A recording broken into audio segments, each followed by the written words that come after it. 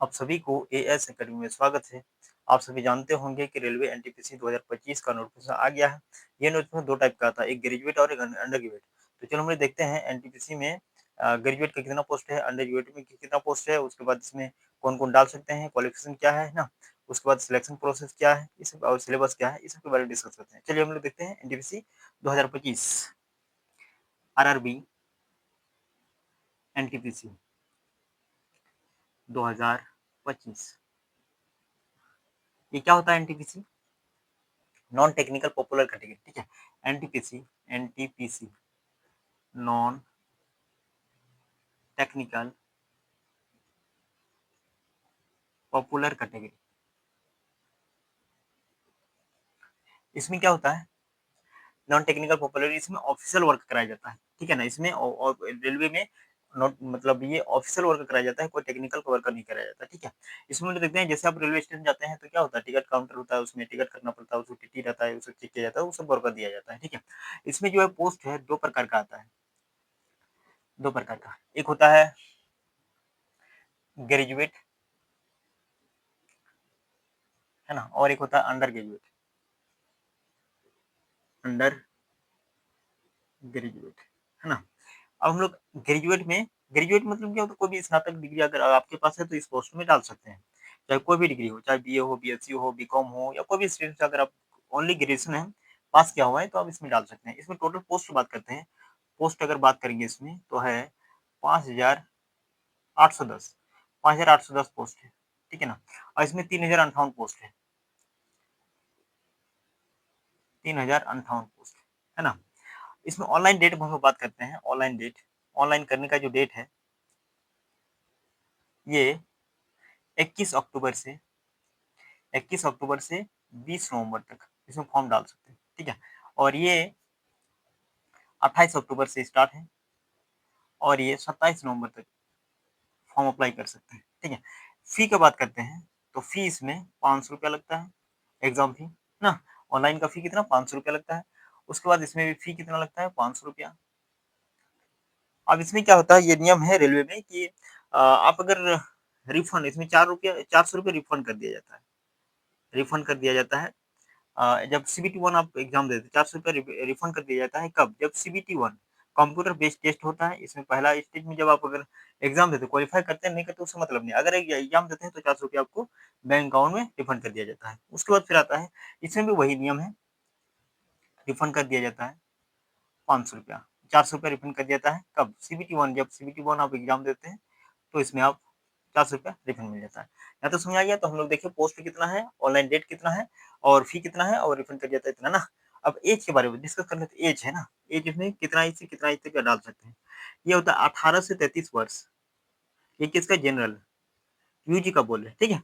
अब ओबीसी का, OBC NCL का, एससी एसटी का उसमें छूट है। उसमें आप पूरा डिटेल नोटिफिकेशन आप जाके देख सकते हैं, हम वीडियो के डिस्क्रिप्शन में दे देंगे। टेलीग्राम चैनल बनाए हैं एएस एकेडमी करके, उसमें अब जब उसमें क्लिक करेंगे तो टेलीग्राम चैनल में जब जोड़ेंगे तो उसमें पूरा इन्फॉर्मेशन उसमें दिया हुआ है, ठीक है। नोटिफिकेशन उसमें डाल दिए हैं। उसके बाद इसका एज अगर डिस्कस करेंगे, एज इसका इसमें 18 वर्ष से 30 वर्ष तक है, ठीक है। ये भी जनरल का है, यूजी का बात करते हैं, ठीक है। ये हो गया। अब हम लोग, ये तो हो गया कितना पोस्ट है, एज कितना, यहाँ तो हो गया। अब हम लोग चलते हैं सिलेक्शन प्रोसेस में किस प्रकार होता है, ठीक है। यहाँ तक आप स्क्रीनशॉट ले सकते हैं। चलिए फिर हम लोग चलते हैं अब प्रोसेस ना, सिलेक्शन प्रोसेस।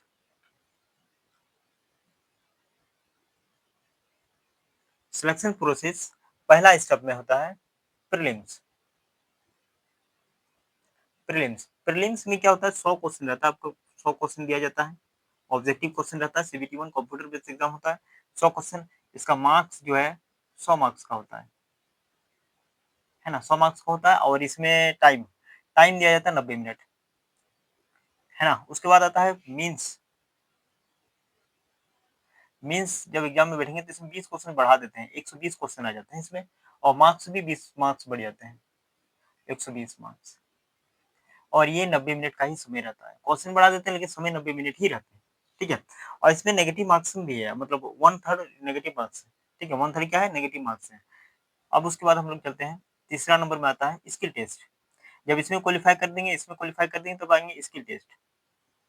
स्किल टेस्ट, है ना? इसमें टाइपिंग टेस्ट होता है, टाइपिंग टेस्ट, है ना? हर एक पोस्ट में टाइपिंग टेस्ट नहीं है, जिस-जिस पोस्ट में टाइपिंग टेस्ट है, उसी पोस्ट में टाइपिंग टेस्ट करवाया जाएगा, नहीं तो ऐसा बहुत सारा टेस्ट है जिसमें स्किल टेस्ट नहीं है। डायरेक्ट इसके बाद जब ये क्वालीफाई कर देंगे, ये क्वालीफाई डायरेक्ट चले जाते हैं मेडिकल, मेडिकल के बाद जीडी, हाँ। उसके बाद आता है मेडिकल। मेडिकल में क्या तो दौड़-धूप नहीं करवाया जाता इसमें, हाई जंप, वाई जंप कुछ नहीं होता है, सिर्फ़ फिजिकल दिखाया जाता है और इसमें आई का सबसे ज़्यादा महत्वपूर्ण रहता है ना, आँख का सबसे ज़्यादा चेक किया जाता है रेलवे में। ये मेडिकल होता है। उसके बाद फिर 5वाँ नंबर में आ जाता है डीबी, डॉक्यूमेंट वेरिफिकेशन।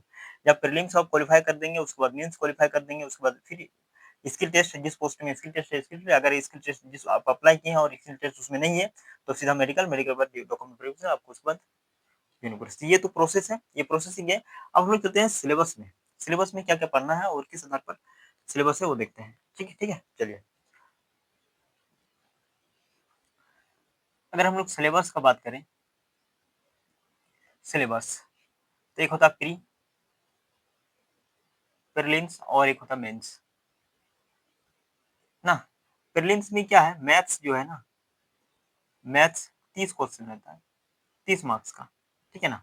30 मार्क्स का, मार्क्स इधर मार्क्स लिख देते हैं, मार्क्स रहता है इसमें 30 मार्क्स, ठीक है ना? और रीजनिंग,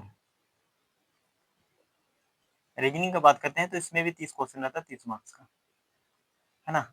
और रीजनिंग उसके बाद जीके, जीएस और जनरल नॉलेज नहीं तो करंट अफेयर्स, हाँ, ये मिला के इसमें आ जाता है 40 क्वेश्चन, 40 मार्क्स का, है ना? टोटल क्वेश्चन 100 मार्क्स, 100 क्वेश्चन और टोटल मार्क्स कितना 100 मार्क्स, है ना? इसी में क्वालीफाई किया जाता है। इसमें कट ऑफ दिया जाता है कि कौन अधिक मार्क्स लाया, ठीक है? पोस्ट के आधार पर, ठीक है? उसके बाद फिर आते हैं मेंस का। मेंस में मैथ्स 5 क्वेश्चन बढ़ा देते हैं, 35 मार्क्स आ जाता है इसमें, 35 क्वेश्चन 35 मार्क्स। मार्क्स कितना 35 मार्क्स, ठीक है? उसके बाद रीजनिंग, रीजनिंग बात करते हैं तो इसमें भी 35 क्वेश्चन 35 मार्क्स, है ना? जीके, जीएस या फिर जनरल नॉलेज, जनरल या फिर करंट अफेयर्स, करंट अफेयर्स सब मिला करके इसमें आते हैं 50 क्वेश्चन, टोटल 120 क्वेश्चन, मार्क्स कितना इसमें 50 ना, इसमें भी कितना 50, टोटल आते हैं 120 मार्क्स, ठीक है? ये क्वेश्चन है, ये मार्क्स है, तो इस आधार पर इसमें आप क्वालिफाई कर लेंगे। लगभग इसमें हाँ, लगभग हर जोन वाइज है, तो किसी में 75 प्लस जाते हैं, फिर 80 प्लस जाते हैं, इसके बीच में रहता है ना। अगर जोन वाइज रहता है कट ऑफ, जो आप किस जोन में डाले हैं, अगर कोलकाता जोन है, मालदा जोन है, अलग अलग जोन है, रांची जोन है, सब अलग अलग जोन में नोटिफिकेशन में दिया हुआ है ना, तो उसके आधार पर कट ऑफ आता है। उसके बाद फिर इसमें इसमें जब आप अधिक से अधिक मार्क्स लाते हैं तो इसके आधार पर किया जाता है, ठीक है? तो ये तो था NTPC RRB railway recruitment board का जो एनटीपीसी 2025 का नोटिफिकेशन आया है, उसमें से देखिए हम लोग सिलेक्शन प्रोसेस क्या है और सिलेबस क्या है ना। और हम इस चैनल में क्या करते हैं, रेलवे का मैथ जो प्रीवियस ईयर आए हुए हैं उसका हम लोग डिस्कस करते हैं, उसके बाद टाइप वाइज भी डिस्कस करेंगे, ठीक है? तो जो मैथ देखना चाहते हैं, जो किस प्रकार मैथ पूछा जाता है, अगर मैथ का तैयारी करना चाहते हैं, तो इस चैनल को सब्सक्राइब कर जोड़िए, जब भी हम क्लास लेंगे तो आपको नोटिफिकेशन मिल जाएगा, अगर आप सब्सक्राइब कर रखते हैं तो। सब्सक्राइब कर रखेंगे तो कोई भी इन्फॉर्मेशन आएगा तो इस प्रकार हम इस चैनल में डिस्कस करेंगे, ठीक है? चलिए फिर अब हम लोग मिलेंगे क्लास में, तो आज के लिए इतना ही, फिर मिलते हैं क्लास में। Thank you very much.